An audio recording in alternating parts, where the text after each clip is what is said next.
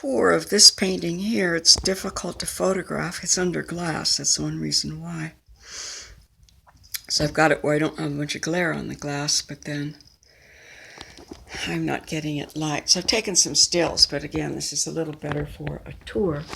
I did this a long time ago. I studied a lot of astrology and tarot and metaphysics, and I came into studying the Tree of Life and all of the Sephiroth. And as an analytical person, all of the geometry and everything really appealed to me. And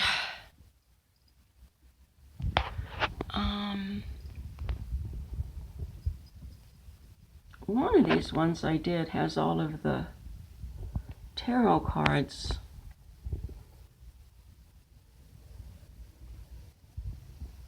names of the tarot cards on the get my hand in here, on the paths between, but there are 21 of them, and they correspond to the 21 major arcana. So let's just go down the tree here. Here's the top three, and that's one realm of being. You see a line across the bottom there. And then they're flipped and reflected into the next line of being here. And that center one is representative of the sun. I think there's another one somewhere with a key on it. I think it's the one with all the archangels on it.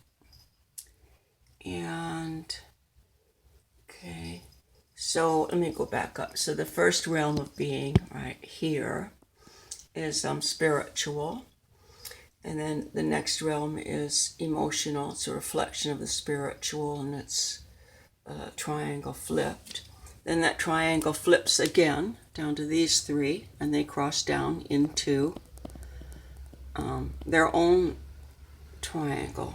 It's this triangle here is one, but it goes from the mental world and it into the emotional. Okay, and then that itself is its own triangle.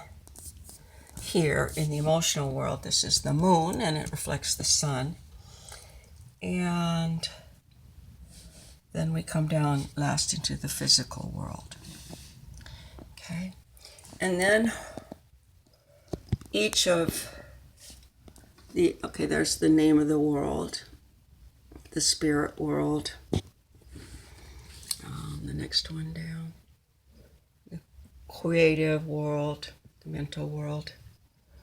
Next one down, emotional. Things start to take shape, the world of forms, and then the last is the world of objects, relative reality, and that's where we live. Okay. Each is a reflection. Then we have the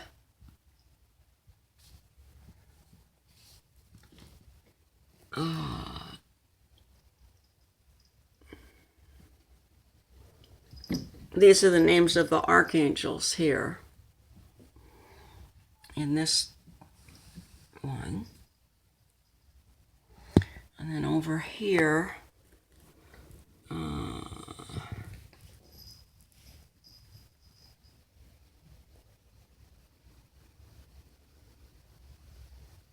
these are God names or like groups of powerful angels.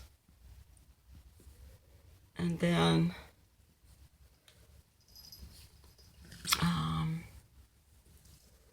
down here, these are the angelic hosts of choirs on this one. And the names of them, I didn't write them in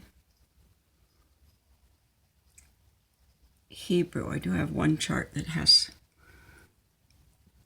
at least the names of the Sephiroth on it in Hebrew, just for reference. And then last, then down in the material world here, right, the 10 mundane chakras here.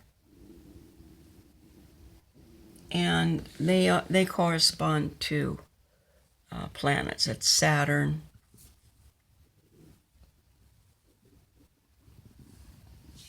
Mars,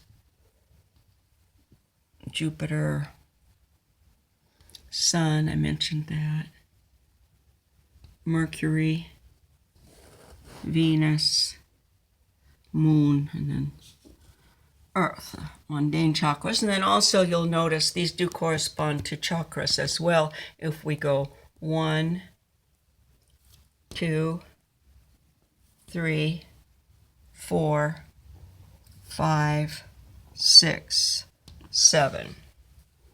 And I have a painting of someone just in a yoga meditation pose, sitting cross-legged, where I have the chakras on him, and I might have the tree too. I don't really remember. So, okay, let's read it. Now, this reads all the way across. You don't read over here and then over here. So, the words are from Dion Fortune. And it says, the universe, and this is a diagram of the universe. The universe is really a thought form projected from the mind of God. The Kabbalistic tree might be likened to a dream picture arising from the subconsciousness of God and dramatizing the subconscious content of deity. If the universe is the conscious end product of the mental activity of the Logos, the tree is the symbolic representation of the raw material of the divine consciousness and of the processes whereby the universe came into being. So this is one mighty diagram here. And a really fun painting. It's a reference painting for me. I really need to find my sketchbook to think about what I meant by lots of these symbols, but that's okay. Obviously, that's a yacht. It's a drop of light. I've got something back here, too. And the geometric symbols on here are numerologically derived from the Sephiroth.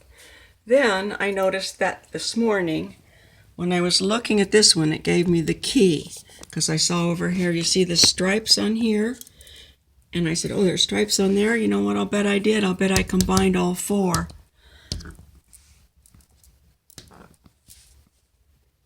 into each Sephiroth, and I did. So here, look at this one. Okay, it's like that. It's the same there.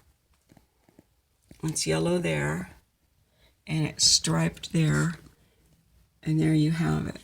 Now the same thing here. You look at this one. We have a purple,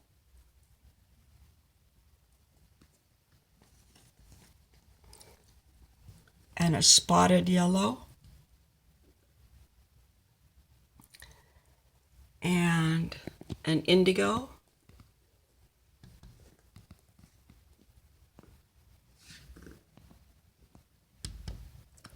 and a darker purple. So you have a light purple, a dark purple, a spotted yellow, and an indigo. So all of these here, the colors on them are drawn from the colors that are representative of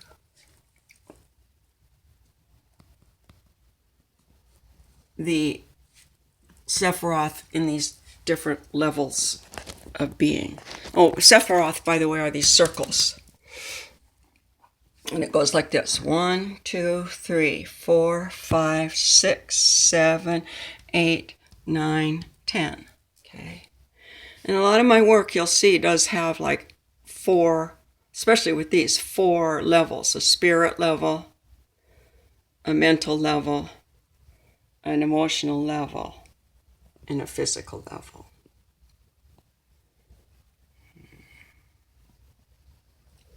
So there's a lot to unpack on this, which is why it's a wonderful thing to have on your wall, because you can look at it and go, what are those things? What is that supposed to be? Yeah. So, hopefully my sketchbooks with this stuff in it are here. I hope they're not in Texas,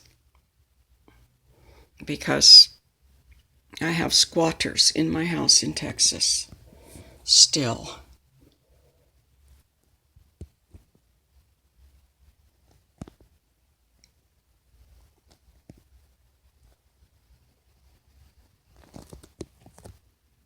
And that is some really valuable notes. Probably I brought those with me. I can't imagine I'd leave all my sketchbooks. But I thought I had a reliable person in there to house sit for me. And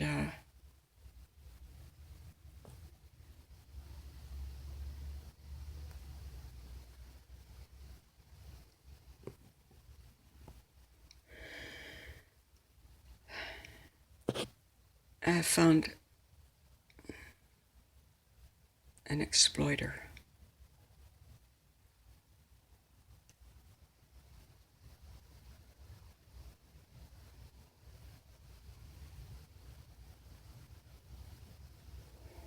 Anyway, I have a bunch of stuff in Texas and it's on my mind all the time. Put somebody in there to take care of it for me so it wouldn't be on my mind. And